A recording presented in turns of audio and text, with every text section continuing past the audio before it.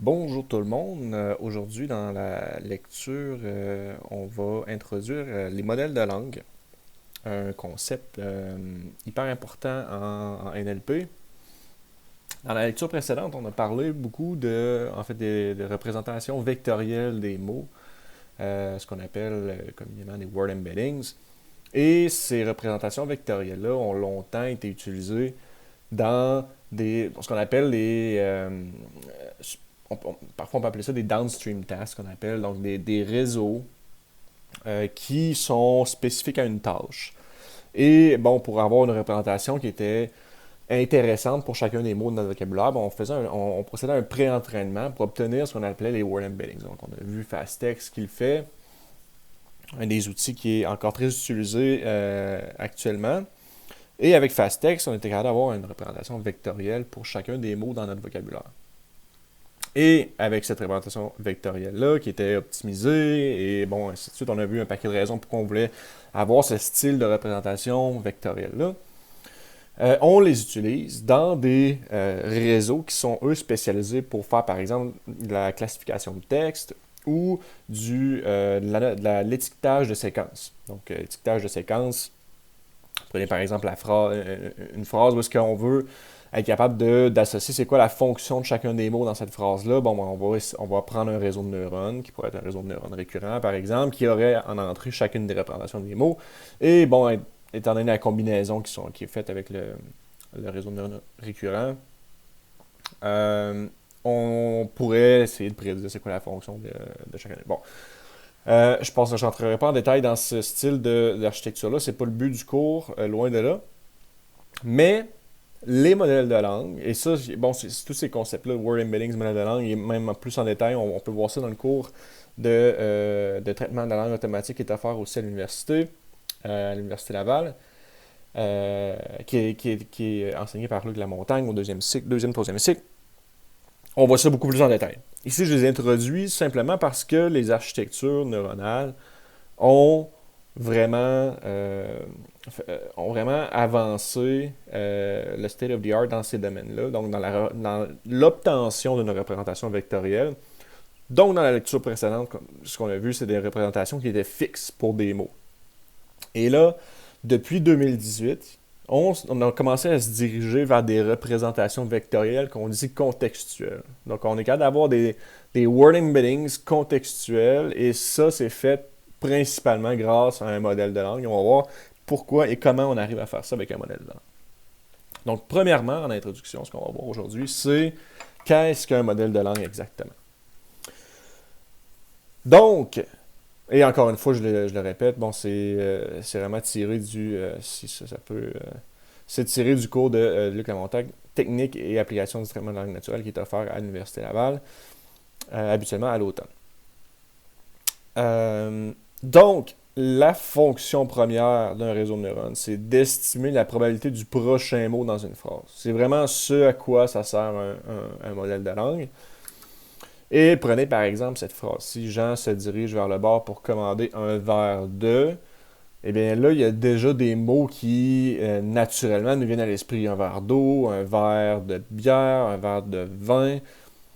Et dépendamment du contexte, ben, le mot qu'on va venir placer ici, ben, il y a certains mots qui c'est sûr qu'on ne voudrait pas placer là, comme un verre de livre, un verre de montre, ainsi de suite. Il y a des mots qui, selon la probabilité de ce qu'on voit habituellement dans ce qui est écrit dans la langue, il y a des mots qui potentiellement peuvent se trouver ici, et il y a d'autres mots qui potentiellement ne se retrouveront pas là. Donc, c'est l'idée d'un modèle de langue, c'est de venir capturer ce phénomène-là, étant donné un historique de mots, être capable de prédire qu'est-ce qui pourrait se trouver ici. C'est quoi le mot qu'on pourrait trouver là? Donc, traditionnellement, ce qu'on faisait, c'est qu'on créait une grande matrice de probabilité, toujours à l'aide d'un corpus. Ça, c'est indéniable. On a besoin d'un corpus de texte. Plus le corpus de texte est grand, meilleur sera notre modèle de langue. Et ce qu'on vient créer, c'est une probabilité conditionnelle de la probabilité d'observer whisky, sachant le triplet ici, 1 vers 2. Et là, prenez note que je n'ai pas pris la phrase au complet ici. J'ai pris seulement les 3 premiers mots, ce qu'on appelle les trigrammes. Et justement, on se sert de n-grammes pour construire cette matrice-là. Et bon, là, on prend chacun des n-grammes pour construire cette matrice pour ensuite calculer quelle est la probabilité conditionnelle. Donc, probabilité conditionnelle, essentiellement, c'est qu'on va calculer le nombre de fois qu'on voit un verre de whisky. Donc, on calcule le nombre de fois qu'on voit cette occurrence de 4 mots, un à la suite de l'autre dans notre corpus. Et on divise ça par le nombre de fois qu'on voit un verre de. C'est ce qui nous donne sensiblement la probabilité d'avoir whisky précédant un verre de dans le corpus. Et là, bon, j'avais un peu déjà l'équation ici. Et là, il y a un problème inhérent à ce modèle-là. C'est qu'ici, j'utilise seulement un historique de 3 mots. Ça nous donne un peu de contexte. Un verre de, ça peut être un verre de lait, un verre de Coca-Cola, whatever. Mais dans notre phrase qu'on a ici, on a quand même plus d'informations. On a, si on a un contexte sur Jean, puis on sait que Jean adore le whisky, il se dirige vers le bar pour commander. Là, ça nous donne plus d'informations, probablement qu'il n'ira pas se commander un verre de lait au bar. Donc, ici, potentiellement, on pourrait manquer de contexte. Et pourquoi les n-grammes ne vont pas utiliser tout le contexte ici? C'est ça, tout simplement parce que pour plus on veut des n-grammes de taille grande, plus le corpus de texte doit être volumineux. Sinon, on va se retrouver avec des probabilités qui vont tout le temps aller vers 0.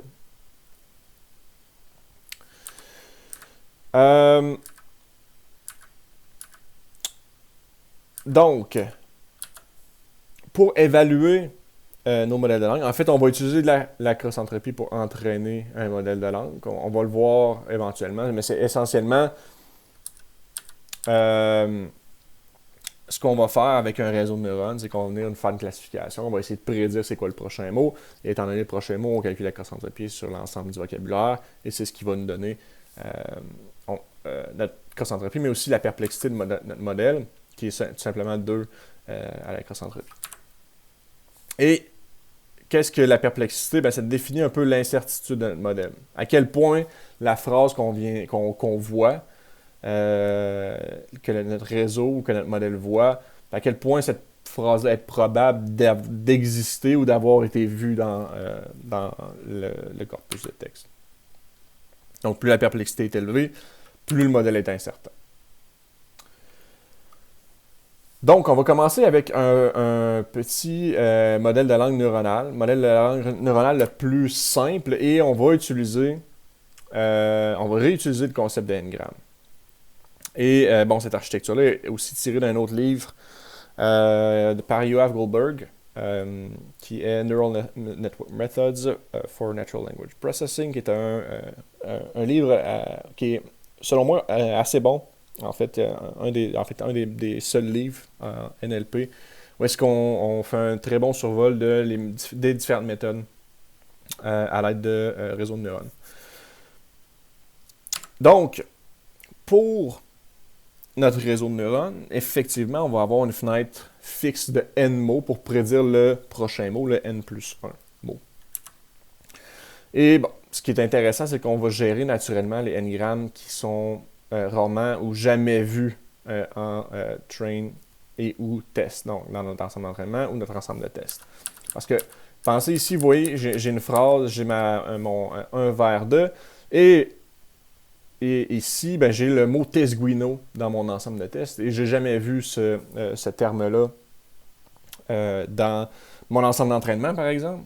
Donc, la probabilité de voir tesguino, sachant que j'ai un verre de, va être de 0 parce que j'aurais jamais vu, dans ma table de ma matrice de probabilité, j'aurais jamais vu tesguino ici. La différence avec un réseau de neurones, c'est que ça va gérer ça de manière naturelle. Et puis, on va le voir pourquoi. Et on va utiliser, justement, avec un réseau de neurones simple, on pourrait utiliser des embeddings pré-entraînés. Et là, il y a toute une histoire de mots qui viennent hors du vocabulaire. Et là, si Tesguino n'est pas dans notre vocabulaire, là, il y a une panoplie de problèmes euh, qui peuvent rentrer en jeu. Mais on ne s'attardera pas ici, là. Je vous laisse le soin de faire vos explorations par rapport à cela. Mais bon, l'architecture ici, on a une liste on travaille ici avec des triplets, on a un trigramme et on veut prédire le prochain. Donc, on a 1 vers 2 et on va utiliser les vecteurs de mots de chacun de nos mots qu'on a ici. On va les concaténer ensemble. Donc, si on a une dimension D de 300 pour chacun de nos word embeddings, bon, on va avoir en entrée 900 composantes, puisqu'on va les concaténer. On envoie ça dans un réseau, un perceptron multicouche, qui peut, en fait, on peut le définir, c'est à notre guise, on le définit comme on veut. Et on va le projeter, notre entrée, on projette le tout vers la taille de notre vocabulaire pour ainsi être capable de faire la softmax et la cross-entropie par la suite pour calculer notre perte, pour voir quels sont les termes les plus probables, étant donné, les 3 mots que j'ai ici en entrée. Et là, bon, on pourrait espérer que, bon, on a whisky, bière, Coca-Cola, ainsi de suite. On pourrait espérer qu'on a des termes qui reflètent le jeu d'entraînement sur lequel on a entraîné notre architecture. Bien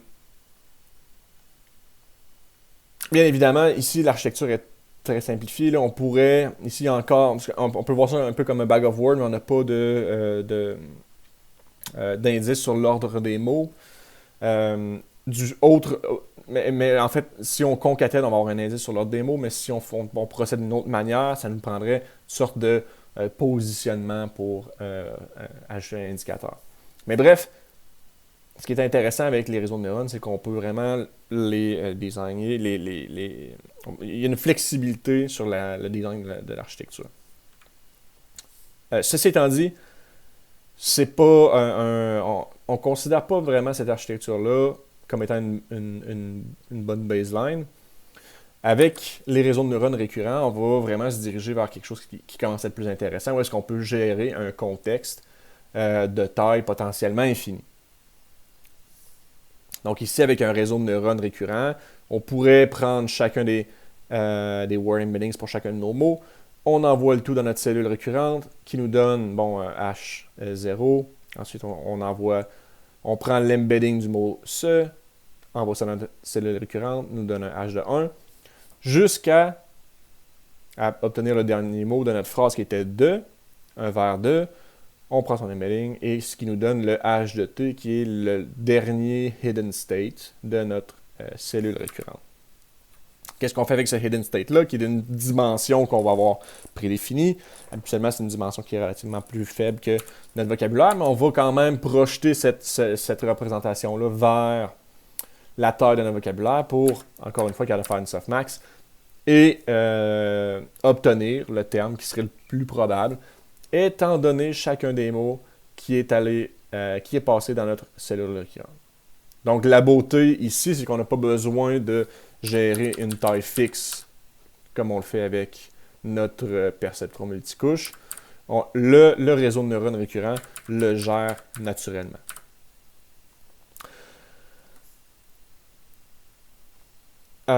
Habituellement, on va appliquer un modèle de langue.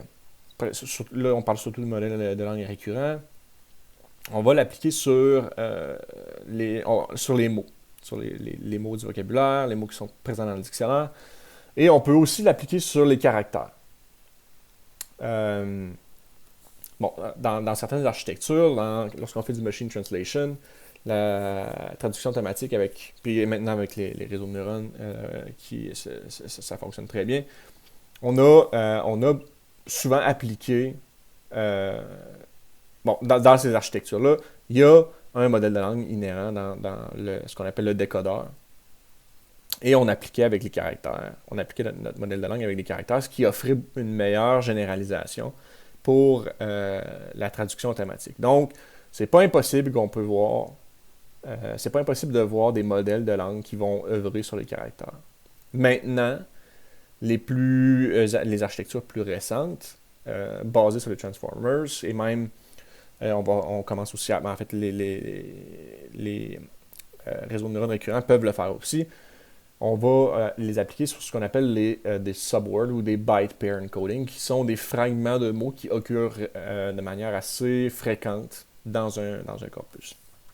Mais bref, par souci de simplicité, assumons qu'on utilise un réseau de neurones sur les mots et ou les caractères. Ou les caractères, pas et ou, les caractères.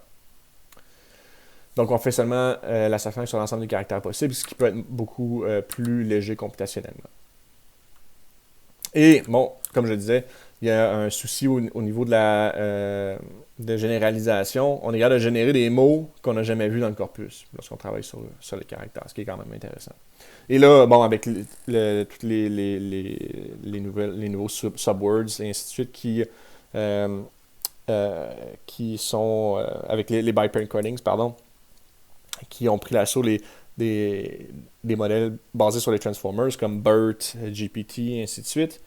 On est capable aussi de générer des mots jamais vus dans le corpus parce qu'on travaille sur des portions de mots, sur des n-grammes de caractères, et c'est ce qui va continuer le vocabulaire. Et là, encore une fois, là, on va réduire de beaucoup le vocabulaire, on va le réduire peut-être à une taille de 30 000, de 50 000, au lieu d'avoir 250 000 mots du dictionnaire.